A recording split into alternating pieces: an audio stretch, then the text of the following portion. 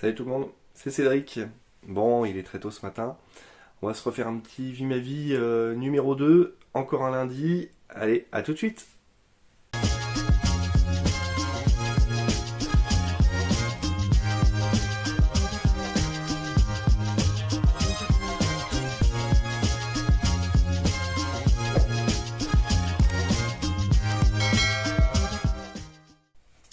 Bon les gars, je m'excuse pour d'avance pour la luminosité, hein. Il est très tôt, l'éclairage public n'est pas encore allumé.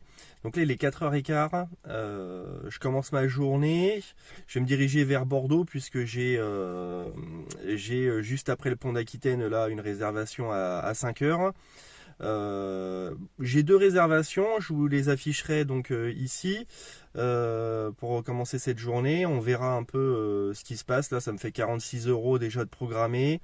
J'ai deux clients privés aujourd'hui aussi. En tout, je vais en avoir pour 45 €. C'est pas des grosses courses, mais c'est des courses qui sont à côté de chez moi qui me permettent de rentrer directement après. Donc voilà, en gros, j'ai déjà une centaine d'euros de programmés. 90 plutôt, et puis on va voir un peu ce qui se passe ce matin pour agrémenter un peu ce chiffre, et on va voir jusque quand on travaille en fonction de ça. Allez, je vous reprends après mon fameux client, mon premier client de 5 heures. Bon, je viens de déposer la cliente à la gare. Bon, en général, à cette heure-ci, tu vois, ce sont des clients. Souvent, ce sont des clients seuls que tu amènes à l'aéroport ou à la gare. Là, c'était une cliente seule que j'ai amenée à la gare. J'en ai eu pour 20 minutes à peu près. Là, il est 5h25, mais parce que j'ai mis 2-3 minutes à partir de la gare. Parce que faut savoir quand même que, en théorie, t'as pas le droit d'attendre à la gare ou à l'aéroport. Faut que tu fasses attention parce que souvent, il y a des contrôles. Il y a la police qui tourne. Si t'es pas encore VTC et que tu souhaites le devenir, ça il faut que tu le saches. Tu vois, quand tu vas à la gare ou à l'aéroport et que tu vois tous les taxis attendre, eux ils ont le droit d'être là. Ils ont une autorisation de stationnement, ils sont taxis, etc. Ils se mettent sur des places taxis, ils attendent. Les chauffeurs VTC, nous on n'a pas le droit de faire ça. Il y en a qui le font quand même. Mais voilà, sache que des fois il y a des contrôles de police et que normalement tu n'as pas le droit d'attendre là. D'accord. Moi ce que je fais en général c'est que je trace ma route, je n'attends pas à la gare. Puis en plus j'ai horreur de ça, d'attendre là où il y a tout un tas de gens qui attendent et tout. J'aime pas ça. Je suis peut-être un peu un ours, mais bon, voilà, j'aime pas trop ça. Donc je bouge à 2-3 rues plus loin et, euh, et j'attends plus loin. En plus, là, tu vois, j'ai une réservation. Ma prochaine réservation, elle est à 7h. Bon, j'espère quand même que d'ici là, j'aurai une course qui va m'approcher un petit peu du lieu parce que c'est quand même à Martignas. Alors, je suis désolé, mais Martignac et Martignas, j'ai toujours du mal, hein. Pourtant, ça fait presque 10 ans que j'habite à Bordeaux. Et j'ai toujours un peu de mal à les deux. Je crois que c'est Martignas. Tiens, on va vérifier tout de suite. Martignas-sur-Jalles, ouais, et Mérignac. Donc c'est une petite course qui dure 15 minutes, mais voilà, faut que j'aille jusque là-bas, quoi. Donc j'espère qu'il y a une course qui va m'y approcher. Je vois que j'ai une autre proposition de course à 9h15, mais malheureusement j'ai un client privé à cette heure-là, donc je pourrais pas la faire. Ok, bon, bah écoute, on va attendre. Donc pour cette cliente là, bon, tout s'est bien passé, cliente plutôt silencieuse, elle était sur son téléphone, comme beaucoup de jeunes. C'était une cliente assez jeune en général. Voilà, ils sont plutôt comme ça les jeunes en général, je dis, parce qu'il y en a qui tapent la discute et tout, mais bon, là il est tôt le matin, tu sais, les gens ils viennent de se réveiller, ils ont pas trop envie de discuter. Moi aussi, moi aussi, mais bien sûr les gens vont me parler, je vais parler, je vais dire bonjour et puis on va discuter un petit peu, tu vois, mais en général, si je vois que les gens ils sont, tu vois, un petit peu dans la lune parce qu'ils viennent de se réveiller, enfin ça se voit quand même. Et je voulais vous parler d'un sujet, et pour moi c'est un vrai sujet quand même quand tu conduis des gens toute la journée, ce sont les odeurs, tu vois. Je parle pas forcément des gens qui sentent mauvais, tu vois. Mais tu vois, par exemple, cette cliente-là, elle avait du parfum sur elle. Bon, il sent bon son parfum, mais je sais pas si ça vous fait pareil, que tu sois chauffeur ou pas. Mais il y a des gens qui ont un parfum. soit ils en mettent beaucoup et ça te prend à la gorge, tu vois, soit ils en mettent raisonnablement, mais en fait ça te donne des aigreurs d'estomac. Je sais pas si ça, s'il y a que moi ou si ça vous le fait aussi, mais en tout cas voilà, suivant les parfums et suivant la quantité de parfums que les gens mettent, parfois ça me met des aigreurs d'estomac et c'est pas agréable. Franchement, c'est pas agréable. Donc ça va entre deux courses, t'as des clients qui mettent pas de parfum et tout, mais c'est vrai que t'aurais ça toute la journée. Tu vois, par exemple, les gens qui bossent dans un Sephora ou chez Nocibé et tout là, dans les parfumeries, franchement, je leur tire mon chapeau parce que je sais pas comment ils font. Moi, je serais incapable de bosser dans des endroits pareils. D'ailleurs, moi, euh, comment dire, je mets pas ou alors pas beaucoup de parfum. En général, j'en mets, mais j'en mets vraiment pas beaucoup pour pas que ça sente fort dans le véhicule. De la même façon, dans mon véhicule, j'ai un spray désodorisant à la fraise, tu vois. Et en général, quand j'en mets, c'est pas juste avant de prendre un client et j'ouvre les fenêtres juste après en avoir mis pour que ça sente pas trop fort, que ça sente juste un tout petit peu. Et quand j'en mets, c'est parce que dans le véhicule, ça sent pas bon. D'accord? Ça sent pas bon parce que j'ai eu un client qui sentait pas bon, ou alors ça sent un petit peu l'humidité. Bien sûr, je mets la clim, j'aère les fenêtres, enfin j'ouvre les fenêtres, etc. Et je mets un petit peu de parfum, et puis bah voilà, ça brasse un peu et ça met une odeur un peu plus agréable dans le véhicule. Et sinon, et encore que je le fais pas souvent, je prends des petits désodorisants, tu sais, classiques, tu vois, mais pas les arbres, ça sent trop fort, tu vois. Mais des petits désodorisants. Et je mets pas les désodorisants qui se mettent sur les grilles de ventilation, ça je trouve que ça sent trop fort. Je prends des désodorisants, tu sais, c'est des petites fioles avec un petit bouchon en bois, je te mettrai la photo là pour que tu vois un petit peu à quoi ça ressemble. Et je le laisse pas à l'air libre comme ça. Je le mets soit dans mon accoudoir, soit je le mets dans le coffre. Voilà, j'ai un petit bac dans le coffre où je le pose. Comme ça sent de loin en fait. Tu vois, je veux que ça sente bon, mais juste un filet, tu vois. Pas fort fort. Si je te dis ça, c'est que bah, moi personnellement, tu vois, je suis quand même sensible aux odeurs fortes, donc je me dis que ça doit aussi incommoder les gens. Et n'hésite pas à me laisser en commentaire, toi, ton point de vue par rapport à ça. Donc, du coup, je me dis que si ça me gêne moi, peut-être que ça peut gêner aussi les gens. Donc, que ça sente bon, un peu, ok, mais que ça sente trop fort, tu vois, moi, c'est pas mon truc. D'ailleurs, je vous l'avais peut-être raconté, je sais plus, mais bon, au cas où, je vais vous le raconter de nouveau. J'étais allé en Angleterre avec ma famille et on a eu l'occasion de prendre des Uber. Tu vois. Bon, tout s'est bien passé. D'ailleurs, pour la petite anecdote, c'était des chauffeurs Uber en Zoé. Mais bon, ça, il me semble que je vous en ai parlé, donc je vais pas voilà, le type de véhicule, voilà, je vais pas revenir là-dessus. Par contre, une fois, on a pris un Uber et la course, elle était assez longue. Et le gars, il avait pas un, mais il avait deux désodorisants sur les ventilations à l'avant. Des désodorisants qui sentaient super fort. Franchement, c'était abusé comment ça sentait fort dans le véhicule. Pas agréable du tout. Et il y a mon fils, il était assis au milieu, à l'arrière. Et je le vois qui se sent pas bien et tout. Mon fils, il a 8 ans, mais à l'époque, je crois qu'il avait 6 ans, peut-être quelque chose comme ça. Et je le sens pas bien, tu vois. Et donc, je lui demande, je lui dis ça va et tout. Je vois qu'il veut pas parler, qu'il se sent pas bien et tout. Et je me doute que c'est l'odeur, ça sentait tellement fort. Déjà qu'il est pas très bien en voiture. En plus, avec l'odeur, laisse tomber.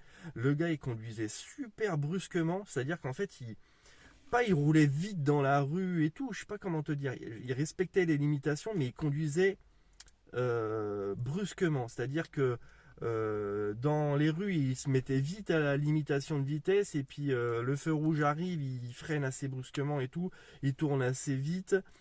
Tu vois, c'était pas une conduite très agréable, plus l'odeur forte. Mon fils, il se sentait pas bien. J'ai senti qu'il se retenait et à un moment donné, le truc que tu veux ça n'arrive à aucun chauffeur VTC et moi c'est vraiment le truc que je veux pas qu'il arrive et c'est arrivé et il a vomi, tu vois. Ah bah oui, mais bon, en même temps le gars il a cherché quoi, il conduisait comme un ouf. Mon fils il était pas bien au milieu, je pense dans son rétro il aurait pu le voir que mon fils il était pas bien. En plus je lui disais à mon fils qu'il se sentait pas bien et tout. Il conduisait brusquement, ça sentait fort dans le véhicule, c'était, tu vois, bon, voilà, il a cherché entre guillemets, il a cherché, mais ça va, il a pas beaucoup vomi, tu vois, c'est pas un gros vomito et tout, il avait un peu vomi sur lui, donc il s'est arrêté du coup 2 minutes, on lui a changé un petit peu son haut, on a essuyé et tout, il y avait rien sur les sièges et tout, tu vois, mais bon, quand même quoi. Donc tu vois, dans les cas d'odeur, c'est pas forcément les gens qui vont sentir mauvais qui vont déranger, en tout cas moi qui vont me déranger, ça arrive. Tu vois, si tu veux, dans toute la clientèle que tu peux avoir, il y a 90% des gens où ça va aller, tu vois. Où ils vont être un petit peu parfumés, ou alors même ils n'ont pas de parfum mais ils sentent pas mauvais et tout. Et dans les 10% qui restent, tu vas avoir une partie des gens qui sentent un peu mauvais, tu vois, genre ils sentent un petit peu la sueur ou voilà. Et tu vas avoir des gens qui sentent vraiment mauvais, quoi, qui puent la mort, comme on dirait, tu vois. J'ai eu des gens qui puaient la merde, mais sérieux, quoi. Où là, t'es obligé d'ouvrir les fenêtres parce qu'ils puent, quoi. T'as des gens qui sentent la bouffe parce qu'ils ont mangé avant ou alors ils ont de la bouffe sur eux et tu les as pas vus et c'est trop tard. Dans le véhicule, ça sent la bouffe et tout. Ça, c'est plutôt le vendredi soir et le samedi soir. C'est vrai qu'en ce moment, ça doit faire quand même quelques semaines que je travaille pas le vendredi soir et le samedi soir parce que tous les matins, je me lève de bonne heure et je fais mes clients privés et je bosse un petit peu en journée aussi. Ce qui fait que bah voilà, je me tape quand même des grosses semaines et j'arrive à faire mon chiffre, ce qui fait que bah voilà, je me dispense de travailler le vendredi soir et le samedi soir. D'autant plus que bah là, on sort d'une période d'hiver et que bah bosser le vendredi soir et le samedi soir, c'était pas non plus quelque chose d'extraordinaire qui méritait en fait que tu te prives du week-end pour bosser le vendredi soir et le samedi soir. Donc en gros, je faisais comme ça, j'avais mes clients privés, plus, enfin je fais comme ça, j'ai mes clients privés plus mes chiffres que je fais le matin de bonne heure. Et en fait, j'arrive à faire à peu près le chiffre que je veux la semaine, plus un petit peu la journée, et puis voilà, quoi, j'arrive à faire mon chiffre comme ça. Bon, tout ça pour te dire que oui, t'as des clients qui sentent mauvais et que oui, les clients qui sentent la bouffe en général ce sont des clients du vendredi soir et du samedi soir que j'ai plus du coup. Là maintenant j'ai la clientèle du matin. La clientèle du matin, tu vas avoir les gens qui partent au travail, les gens qui partent en vacances. Voilà, donc c'est soit gare, soit aéroport, en général c'est ça. T'as des gens qui sont plutôt propres sur eux, mais quelquefois t'as des gens qui se lèvent, ils ont oublié de passer par la douche avant de venir, donc ils sentent aussi, tu sais, l'odeur du matin, pas très agréable et tout. T'en as aussi quelques-uns des comme ça, mais bon, c'est pas la grande majorité. Bon, voilà, c'était un sujet pas très ragoûtant, et oui, ben, les odeurs, hein. Euh, Qu'est-ce que je voulais vous dire d'autre? Ouais. Cette semaine, j'ai dû, je sais pas si je vous avais dit, j'ai changé mes pneus il y a pas longtemps. Bon, voilà, c'est pas un truc de ouf non plus, mais comme j'ai un véhicule éco, j'ai une Toyota Auris, tu vois, j'ai pas voulu me mettre des pneus Michelin de ouf dessus, tu vois. Je me suis dit, je vais mettre des pneus basiques, tu vois, neufs, mais basiques. Je te mettrai le lien, enfin le lien.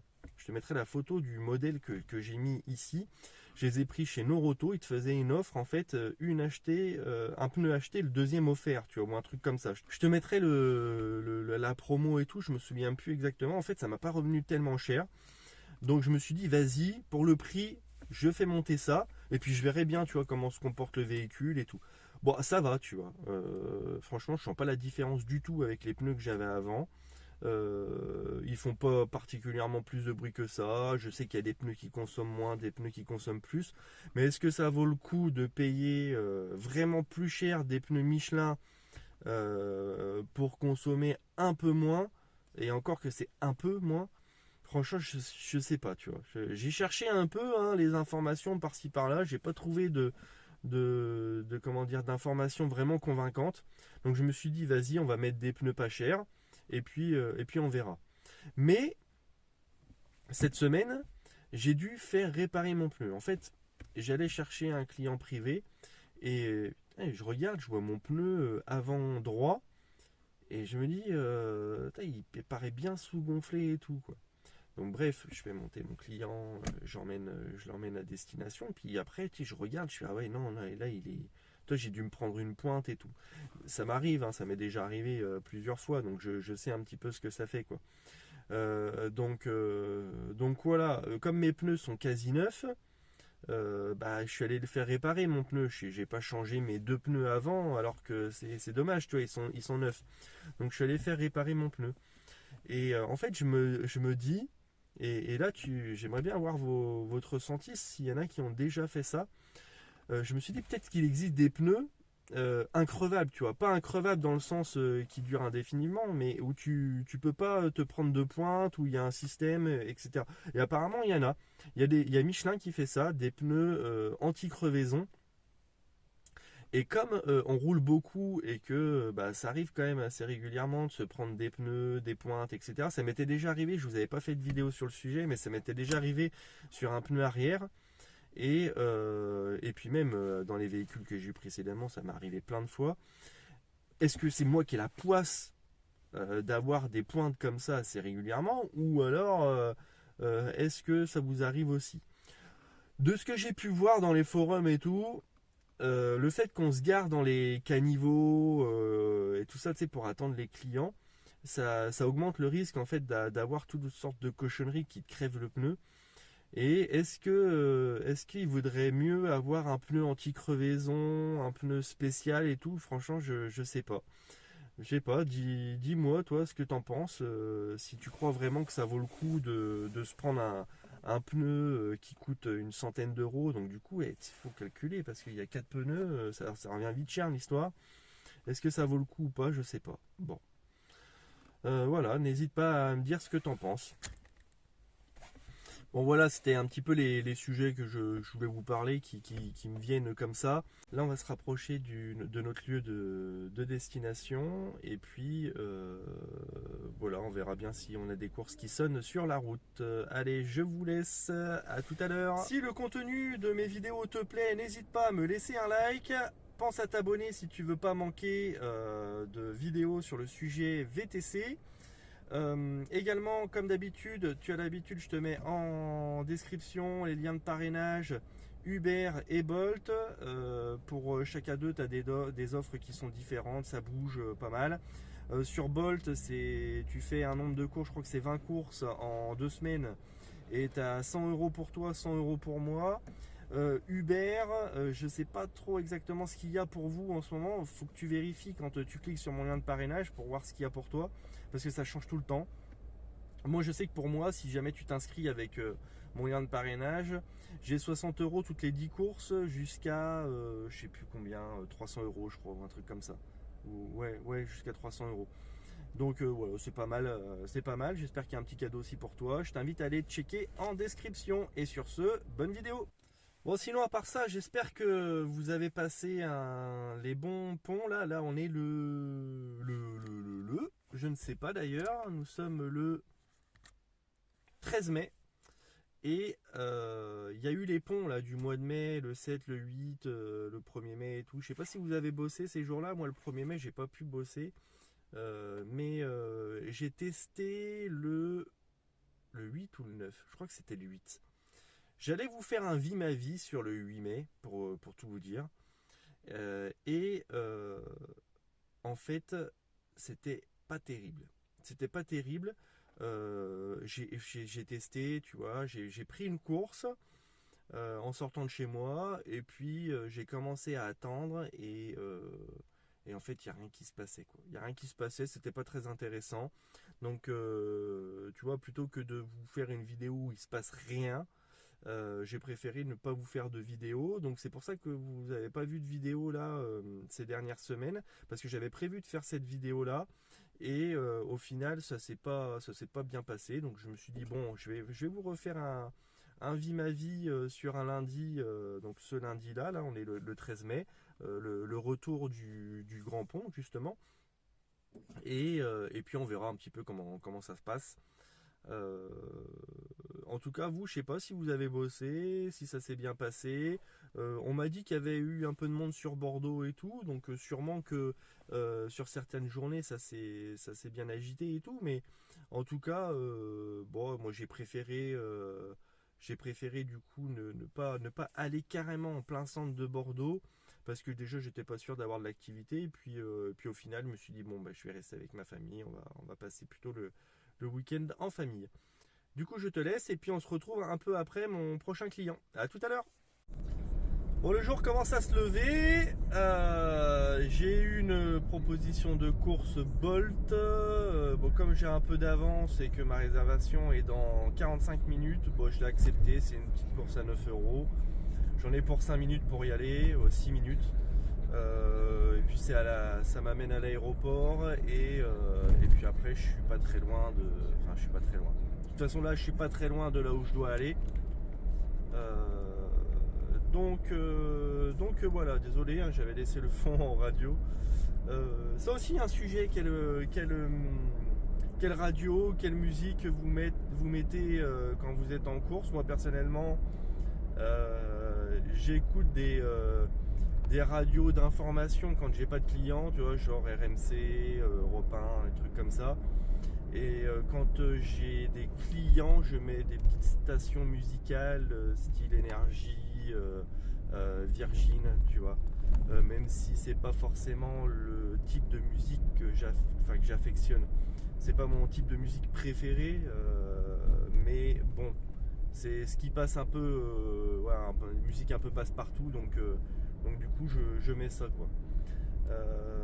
Voilà, bon bref, allez, je me rends chercher mon client ou ma cliente, on va regarder tout de suite d'ailleurs, même si peu importe en fait. Souleymane, donc c'est un homme, et puis je vais l'amener à l'aéroport, et puis voilà, on se reprendra après. Allez, à tout à l'heure. Bon les amis, je vous reprends. Donc en fait, je voulais vous prendre juste derrière Souleymane, que j'ai emmené à l'aéroport. Et au final, en repartant de l'aéroport et en allant à destination de Martignas, bah, il y a une autre course qui a sonné à Mérignac sur Bolt. Alors du coup, je l'ai prise parce que c'était vraiment une petite course, tu vois, même si c'était une course à 9 euros et quelques, je l'ai faite quand même. Mais quand même, et j'ai eu un petit peu de chance parce que c'était, enfin, pas de chance et pas de chance, c'était une personne âgée qui était accompagnée. Et bah, du coup, tu vois, pour s'installer dans le véhicule et pour descendre du véhicule, c'est plus long, quoi. Et ça a failli me mettre en retard. D'ailleurs, je suis arrivé avec 4 minutes de retard pour ma réservation Uber. J'ai eu de la chance de ne pas la perdre.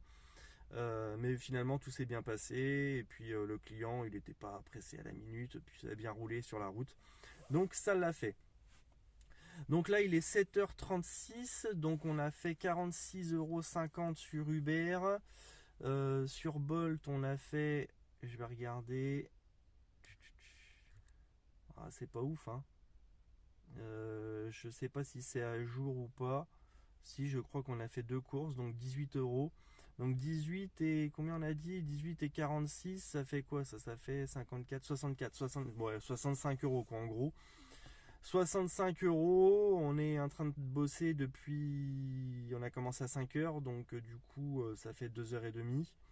Ouais, bon, ça va, c'est bien, tu vois. C'est pas ouf, c'est pas nul, c'est bof.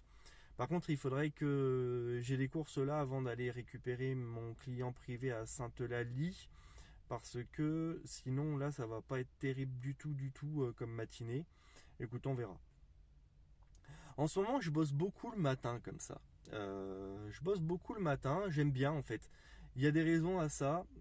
C'est que c'est pénible, tu vois, de se lever tôt le matin, mais tu as quand même plusieurs avantages. Le premier avantage, c'est que ta clientèle, c'est pas du tout la même. La clientèle du matin tôt, c'est des gens qui sont pour la plupart propres sur eux, qui partent au travail ou qui partent en vacances, qui vont à l'aéroport, qui vont à la gare. C'est une clientèle respectueuse.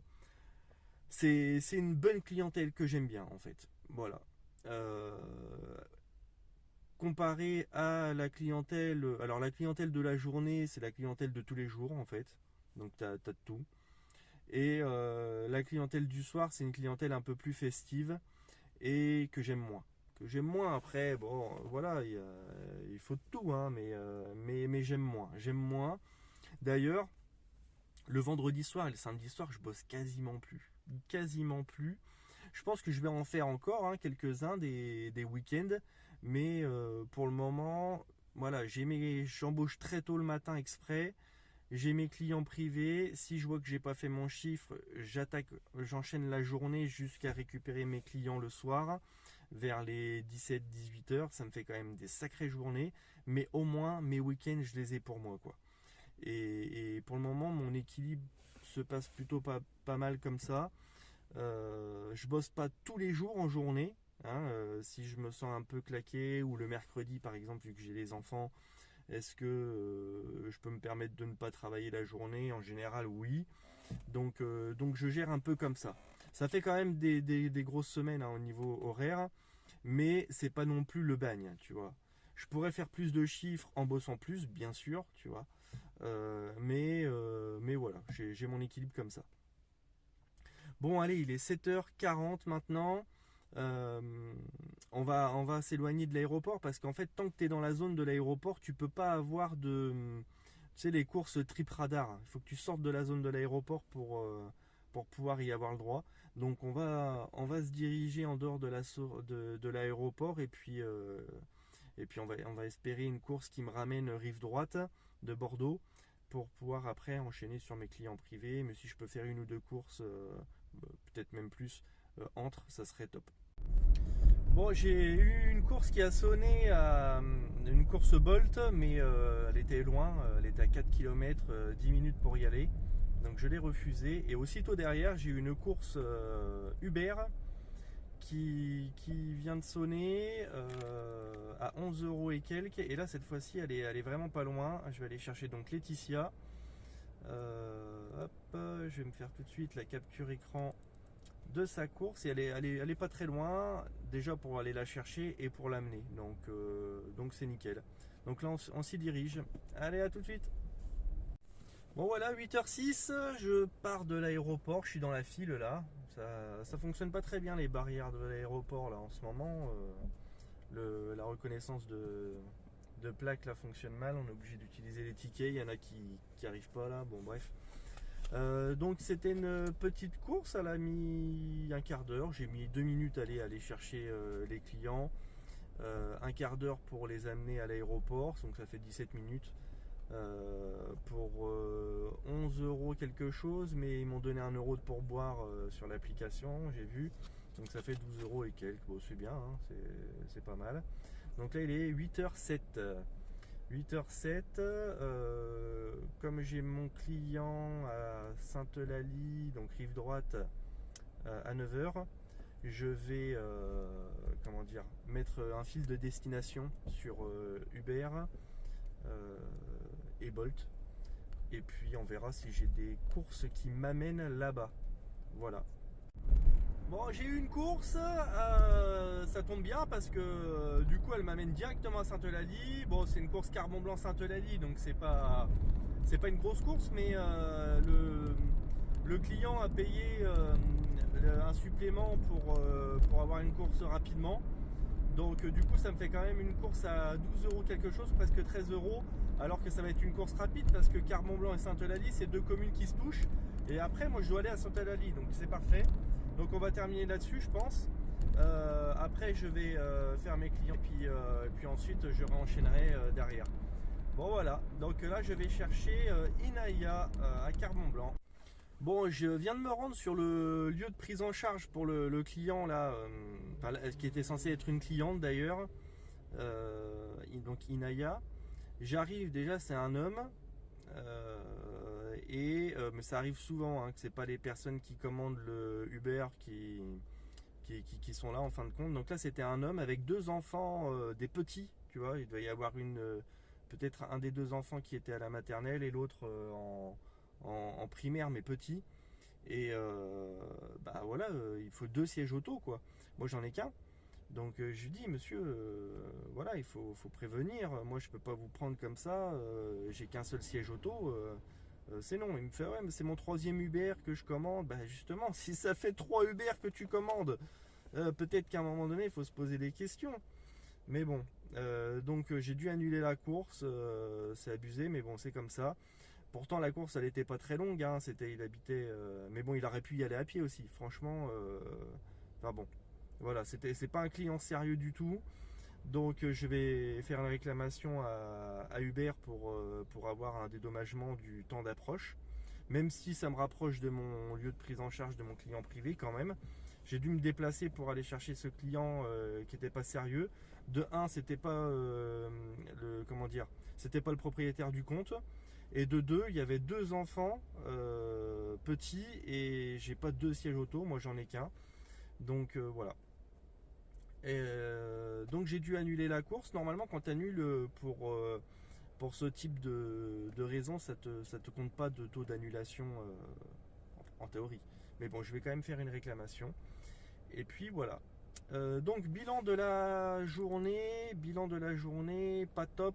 60 euros sur Uber, 18 euros sur Bolt. Je crois que c'est ça, je vais aller vérifier, mais je crois que c'est 18 euros sur Bolt. Donc ça fait 78 quoi. Donc allez, en gros 80 on va dire. 80 euros. J'ai deux clients privés aujourd'hui, donc 90, ça va me faire 90 plus, j'ai dit combien 80, donc ça va me faire 170. Il va falloir que je pousse un petit peu quand même aujourd'hui pour avoir un chiffre correct. Donc je vais bosser un peu dans la journée. Et puis voilà quoi. Mais bon, c'est dommage de terminer sur des clients comme ça. Franchement, c'est voilà. Ça, c'est le genre de client que j'aime pas du tout, quoi. Avec des enfants, ça m'est arrivé plusieurs fois ce genre de truc, hein. Soit tu prends des gens qui ont trois enfants, des fois il y en a même qui ont des bébés pris sur eux et tout. Je te renvoie vers ma vidéo où je t'explique pourquoi tu ne devrais pas prendre d'enfants sans siège auto. Et puis voilà. Sur ce, je te laisse et je te dis à bientôt. Bye. Bon, tu vois, j'ai essayé de faire une réclamation là sur Uber pour leur signaler l'incident avec le client là qui avait deux enfants sans siège auto. Et en fait, tu peux pas, tu peux pas faire de réclamation parce que dans ce type de configuration, c'est un problème avec une course. Donc tu dois passer par les messages en sélectionnant le motif du problème. Donc là, j'ai sélectionné comme motif que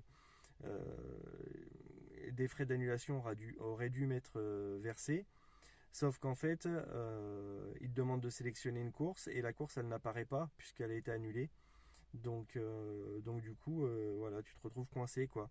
Et si tu les appelles, ils te disent bien dans le message téléphonique que si c'est une aide concernant une course, c'est pas la peine que les personnes en ligne pourront pas t'aider.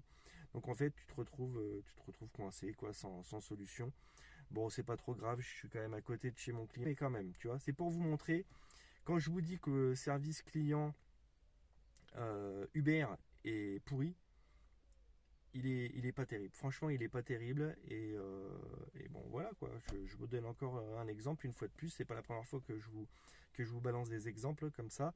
Mais encore une fois, Uber, voilà, sont pas à la hauteur de Bolt en termes de résolution de petits soucis du quotidien que tu peux avoir en tant que chauffeur. Voilà, c'était mon partage d'expérience sur le sujet. Sur ce, je te dis, passe une bonne journée, bon courage si tu bosses et également bon courage si tu décides de te lancer dans l'activité de chauffeur VTC. Allez, à bientôt, bye bye.